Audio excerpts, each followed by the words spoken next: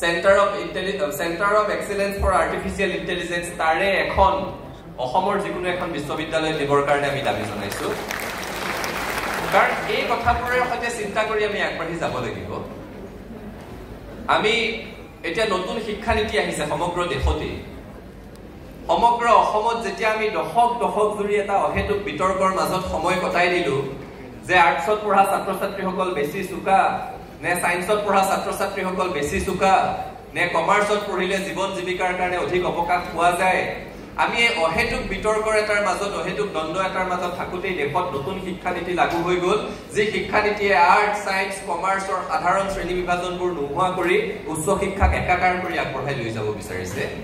গতিকে এই ধৰণে আগবাঢ়ি যাওঁতে জীৱন আৰু জীৱিকাৰ বহু নতুন পথৰ সন্ধান ওলাব আৰু বহু পৰম্পৰাগত পথ বন্ধ হৈ যোৱাৰ উপক্ৰম হ'ব গতিকে আমাৰ ছাত্ৰ-ছাত্ৰীসকলে হাইস্কুল পৰ্যায়ৰ পৰাই